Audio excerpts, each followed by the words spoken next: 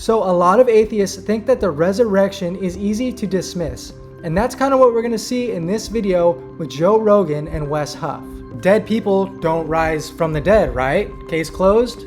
Well, hold on. That's not actually the strongest question. The real question is a little bit more uncomfortable than that. And you're going to see Joe Rogan ask some really good questions. Because if Jesus didn't rise from the dead, then his followers, his enemies, atheists, and all of history has to explain what to do with that claim. Because Christianity started with the claim that Jesus really rose from the dead. So this video is awesome. I'm going to play some clips from Joe Rogan and Wes Huff, and I'm going to break it down in a way that's really easy to understand. Because of this claim that they say they saw Jesus resurrected.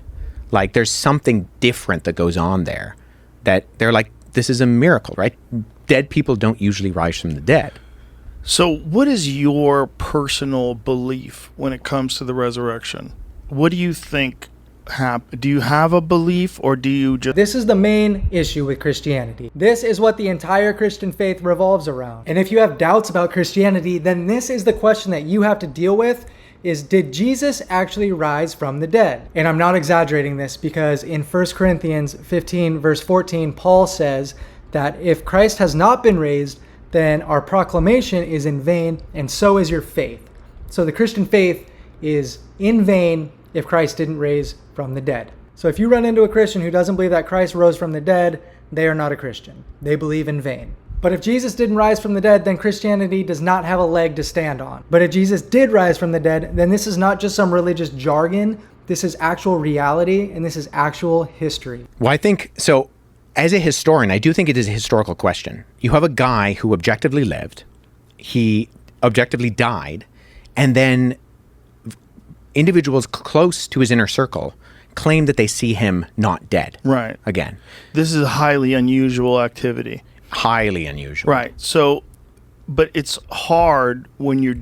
I love how Wes frames this. He's not just saying, just believe because it feels nice. He's saying that this is an actual historical question. There was an actual historical figure named Jesus who lived in an actual place at an actual time under Roman rule, and he was actually crucified. These are historical facts. Then his followers claimed that they saw him alive again after the fact. And those are historical claims. And atheists will say dead people can't rise from the dead because they have to. Science does not allow them to say that. And I'm not saying that this is normal. I'm saying that this is a miracle. That's exactly my point. I'm not saying that it is natural for people to rise from the dead. Of course not. If God is real, if there's actually a God who created us, then could resurrection be possible with that God? Of course it would be. Of course he could raise somebody from the dead, and if that is the case, then we have to look at the actual evidence. Skip ahead a little bit. Very difficult for anybody who thinks of themselves as an intelligent person who's secular to even entertain the possibility that someone died and come back to life. And I get that, but we've already talked about the fact that we don't think that the only thing that exists is matter and motion. We as in you and I, right? Like, we believe that there's something else going on in this world that's a little bit crazy. There's something else. And that to, I think, exclude that, I think excludes something that you're kind of putting blinders on. Yeah. And this is where the tension really starts to build in the video. And if you guys are enjoying this video, help me out, help me get to 1,000 subscribers. Your support really means a lot. Thank you so much. But the crazy part is a lot of skeptics don't reject the resurrection after studying it. Most people who reject the resurrection reject it before they even look at the evidence, and that is so crazy to me. They basically say miracles can't happen because of science, so this miracle can't happen, and then dismiss it. And then they die and end up in a place that you don't want to go to. But to just dismiss it like that is not really a fair trial, in my opinion. If you care about truth and fair trials, then put this to the test and look at the evidence. If God does not exist, then of course, scientifically, people cannot come back from the dead. But if God does exist, then resurrection is not impossible. So again, now it becomes a question of evidence. And the crazy part is a lot of the evidence is not as weak as people think. And you do have, I mean, you're right in terms of all of these ancient conventions and the ways that things were spread around. But the Gospels are written in the lifetime of the eyewitnesses. And they're written in this period of time where you have groups of individuals who could have fact-checked those things. So how do you fact check someone coming back from the dead? Well, How many people saw his body, right? well, Paul says that 400 people saw him all at once. 400 people saw the crucifixion? No, saw the resurrected resurrection. Jesus. Yeah, 1 Corinthians 15. And this is really a great question from Joe, and I really respect Joe here, and he does seem to be wrestling with this. I don't know a ton about Joe Rogan or his faith or anything like that, but I have heard him ask some really good questions about Christianity. And he does approach it from a fair, objective standpoint, which I appreciate. How do you fact check that somebody actually came back from the dead? Well, in the ancient world, probably the most important way was talking to the people who were actually there. And we still do this today. In trials, we still use eyewitnesses, and people still get called into the court because they witnessed something that happened, and that is considered valuable evidence. And this resurrection claim did not appear 500 years after the fact. It was not given to some random man in a random cave by a random angel. This was in the 1st century. It was during the time Jesus lived, in the area that Jesus lived, surrounded by people who had nothing to gain by backing this story or this claim. And if Jesus' body was still in that tomb, which you can go visit today, then Christianity would not have spread like it did. And if everybody knew that the disciples were lying, the Christian movement would have been really easy to crush. And the disciples definitely would not have gone on to suffer the things that they did for something that they knew was false. And Christianity would have died. But we know that Christianity did not die, it exploded. Paul says that Jesus appeared to the disciples, and then he appeared to 400 people all at once. I mean, if we read the Gospel of Luke and the Gospel of Luke and Acts, so same author wrote these both documents, he says that Jesus was walking around teaching them for 40 days after he was resurrected from the dead. And so these are written within a time period when you have people. So small correction here. Wes said 400 people, but the Bible says over 500 people. Sometimes we misspeak. That's not a big deal. What Paul is saying is that Jesus appeared to real people who were actually alive during this time, who actually saw Jesus with their own 2 eyes. Paul is not saying, well, just trust me, bro. He's saying these are actual witnesses. These are actual people who saw him. And Paul lays out the resurrection message like this: "For I passed on to you as most important what I also received, that Christ died for our sins according to the Scriptures, that he was buried, that he was raised on the 3rd day according to the Scriptures." And that is the whole Christian claim, that Jesus died for our sins, he was buried, he rose again on the 3rd day, and he offers that to you. All you have to do is believe in him, turn from your sin, and follow him. Life is so much better with him, and you never know when you're going to die. So turn to him before it's too late. Find a church who preaches from the Scriptures, be baptized, talk with a pastor, and get going on your early steps of your faith. And if you don't believe in this stuff, well, tell me why.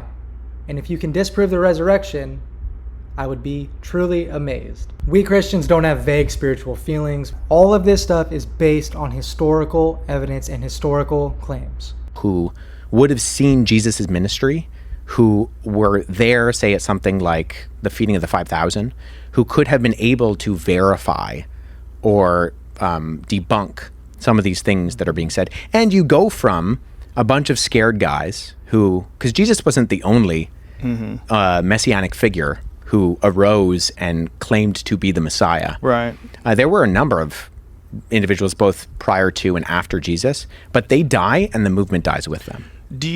That's super interesting to me, and that's why the resurrection is so important, because Jesus died and rose again. Okay, he proved it through his actions. And Joe Rogan asked a really good question right here. Let's see. Do you think it's possible that he didn't die? And do you think it's possible that they thought he was dead? Because that does happen. There was actually a case very recently where a guy was about to be harvested for organs. They thought he was dead, and this guy started moving again and came back to life. It's a very, very bizarre case because his family had been told that he was... So that is a fair question. Joe asked basically, how do we know that Jesus was dead on the cross? Could Jesus have survived the crucifixion? This is called the Swoon theory, and it's the idea that Jesus didn't actually die. And the answer is no. Jesus 100% died. The Bible even says they jabbed a spear into his side to make sure that he was dead. And Roman crucifixion was absolutely brutal. But I can understand why somebody would ask this, but there is no chance that Jesus, or anybody for that matter, survived a crucifixion. Was going to be harvested for organs. They were preparing for that. And Yeah. this guy comes back. Yeah, I mean, we know a lot about Roman crucifixion. And we Pretty know brutal. that, and we know that they did their job well. Yeah. And so, in fact, if you look at, say, very skeptical biblical scholars, like non-believing, atheist, agnostic Christian scholars, they will say if we can know anything about Jesus, like they'll cast a doubt on a lot of the things that we read about in the Gospels in terms of the actual historical Jesus of Nazareth. They'll say one thing we can be sure of is that he died by crucifixion under Pontius Pilate. So that's really important. Even skeptics, non-Christians, even atheists agree that Jesus actually died by crucifixion under Pontius Pilate. This is not just a Christian claim. This is actually one of the strongest historical facts about Jesus. And we don't only see it obviously in the Bible, but we see it in Jewish historians. We see it in Roman historians. We see it in the Greeks. And the Romans were professional executors. Their jobs were not to almost kill people. Their jobs were to make an example out of you and to make you feel the power of Rome. And if they failed at their jobs and you somehow did not die, well, then they would get executed the next day. Especially with someone as high profile as Jesus, I don't think it's even possible. So this idea that Jesus barely would have survived the cross is not dealing with history and how brutal Roman crucifixion was fairly. That would be intellectually dishonest. Because we have not just multiple attested documents that we refer to as the New Testament, but Roman and Greek and Jewish writers refer to that claim afterwards and talk about the fact that you have this guy, and it's mocked within earliest Christianity. So this is not just a church tradition. This shows up in multiple streams of history that Jesus was crucified and was 100% dead. So saying Jesus never actually died is not being historical. In fact, it goes against the historical evidence. And this next part is super interesting. Let's check it out. So one of our earliest, in fact, not one of, the earliest depiction of Jesus on the cross is called the Alexamenos Graffito. And it's probably from the end of the first century. And it's it depicts an individual with their arms raised in an act of worship, worshiping a man with a donkey's head who's being crucified. Whoa. And right beside it, it says Alexamenos worships his God in Greek. Whoa. And it's mocking, right? Because crucifixion was for the lowest of the low.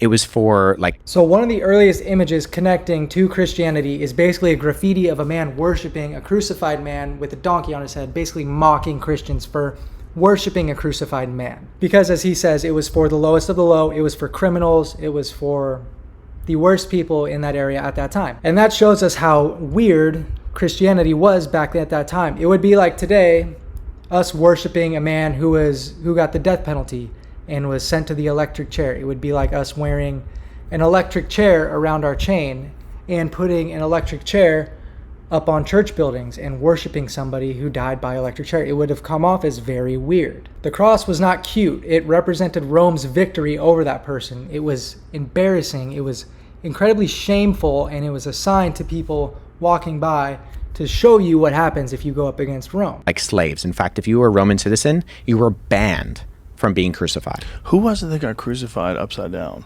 Peter. Why? Was it because like regular crucifixion wasn't good enough for him, or what was he? What didn't deserve it because Christ had gone through it? Well, so the story is that they say, we're going to crucify you. And he says, it's like too big of an honor to die like my Lord. And they say, well, we can fix that. Oh, Jesus. Shut your mouth. So when Christians preach a crucified Messiah, we're not preaching something that sounds impressive. We're not trying to come off as prideful or impressive at all. And we're far removed from that, but back then it would have sounded offensive. It would have sounded weak. It would have been embarrassing. But Christians look at the cross and say that this is how God shows his love for us, and this is the punishment that we deserve. And this is how we get to dwell with him forever. And that points straight to Jesus. He did all the work for you. All you got to do is follow him. All you have to do is believe in your heart that he was raised from the dead, and you'll get to live forever and be saved. And it's awesome. Following Jesus is the greatest thing you can do. Now I'm going to skip ahead a little bit. Chance of him appearing 3 days later completely fine. I mean, if the first thing you do, if you survive a crucifixion and then you go and you find your disciples, the first thing you say is not, peace be with you. It's get me to a hospital, right? So that line is really funny, and I think he brings a really strong point, because if Jesus barely survived, he wouldn't inspire worship. I think that it would inspire panic. I think it would look a lot like defeat. He would not say, peace be with you, and be in a peaceful mood. It would not look like Jesus defeated death. It would look like this man needs help.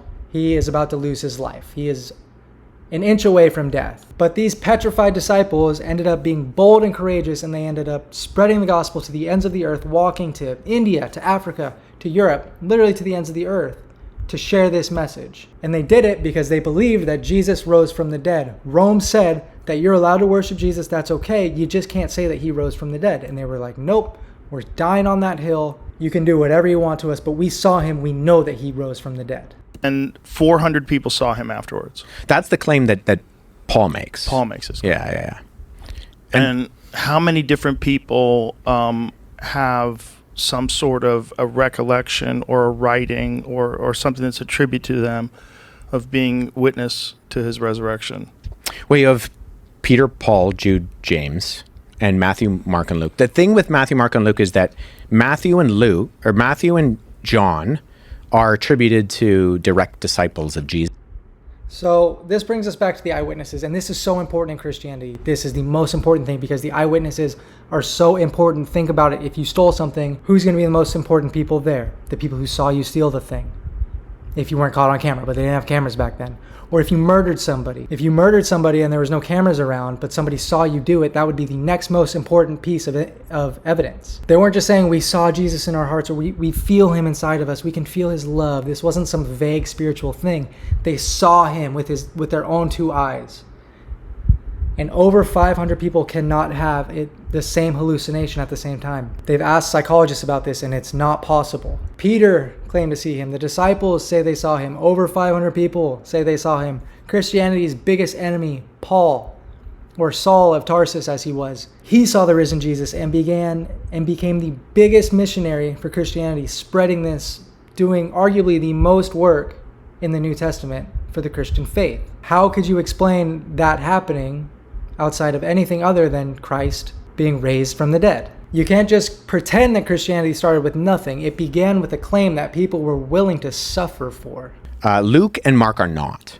So they are not eyewitnesses within the Jesus community. In fact, Luke prefaces his gospel by saying that. He's right up front about this. He's like, hey, I'm not an eyewitness. Don't confuse me with an eyewitness. But he actually uses conventional writing what's the term I'm looking for? He uses writing conventions of the day that would fit within regular biography that was written within the Roman world. So you have a guy named Quintilian who... So Luke, who wrote the Gospel of Luke, says right up front that he is not an eyewitness. He does not claim to be one of the 12. He says that I interviewed the eyewitnesses.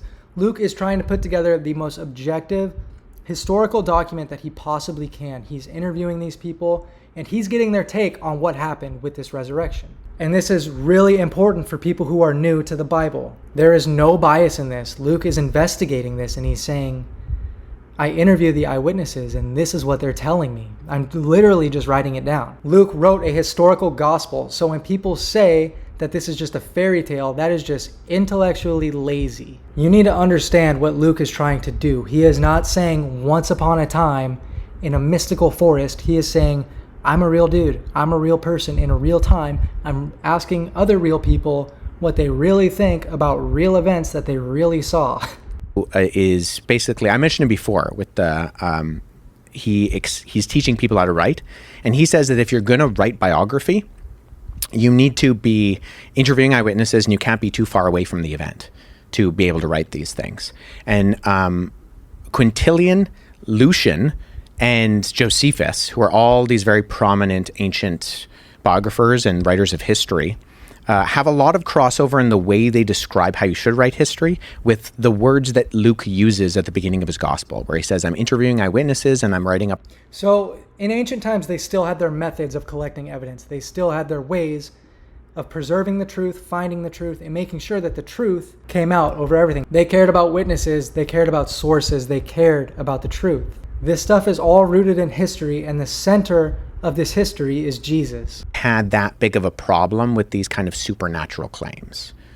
The more of the kind of skepticism was why you would worship a crucified individual to begin with. Wow. So they were less surprised that he was resurrected. Or that you would worship a crucified like teacher was just seen as silly. Because it's so humiliating. I think that this is super interesting. And this may be one of the strongest cultural points in the whole video. Ancient people were not modern day atheists. Ancient people, a lot of them already believed in gods, spirits, miracles, and supernatural events. So they weren't mainly arguing about whether something supernatural could happen. They were more concerned with why anybody would worship a crucified man. Christians would worship a God who came down, suffered, and died on a cross. That would be shameful, that would be humiliating, that would be the opposite of glory. And since that is so opposite of what mankind would think it is, I think that is a real important piece of evidence, and Christians still worship Jesus as Lord, and I think that brings more merit to the Bible and separates it from any other religion. Something massive had to have happened for them to look at a crucified man and say, this is the Son of God. And that massive event was the resurrection. To be crucified. Yeah. And that like a God would let himself go through this. Right. Like what are you talking about? In fact, the ancient world didn't really have a problem with supernatural events. There is an ancient writer who mocks Christianity. And this is where Christianity becomes more than just an argument also. The cross shows the love of God. Christianity says that God did not look down at broken humanity and just say, figure it out yourself. He came down, he endured suffering and shame for us. He lived the perfect life, and he died for sinners. He died for you.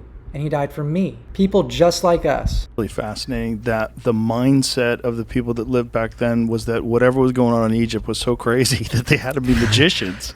Yeah, but everybody believed in supernatural events. Like there's no such thing as like a secular work in the ancient world. Even Plutarch, who's one of the most famous biographers in the ancient world, he wrote 90 biographies, of which 60 still survive today. He was a priest of Apollo. So like he's already assuming that the gods exist.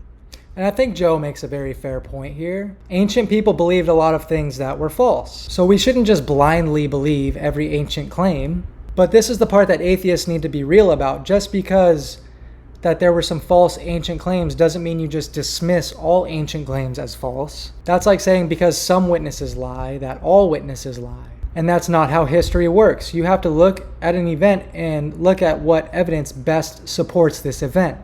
That crazy things are going to happen in the world. And so they didn't have a problem with people doing miracles or crazy things happening. Well, that's also why it's so interesting trying to put your mind into the context of people that lived back then when you try to interpret what these stories were all about. Because they did believe in things that weren't real. So when they talk about this thing that we're supposed to believe is real, when you have all this evidence that they believe things that aren't true. Yeah. It's interesting, right? Because and this is the question that skeptics have to deal with. Like, how do you explain Christianity exploding after the crucifixion? How do you explain the empty tomb, which is still empty to this day? How do you explain the eyewitness claims? What best explains scared disciples becoming bold teachers? Why did Paul go from persecuting Christians to preaching Christ? And the answer is really simple.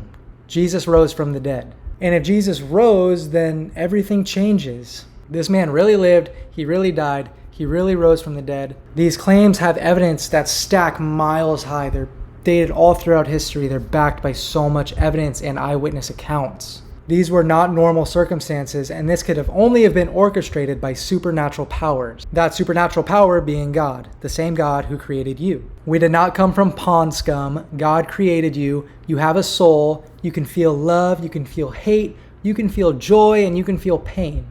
You have a conscience. Jesus loves you, and he is calling you to follow him. If you thought this video was interesting, check out this one right here. Thank you guys so much for watching. I'll see you next time. God bless you.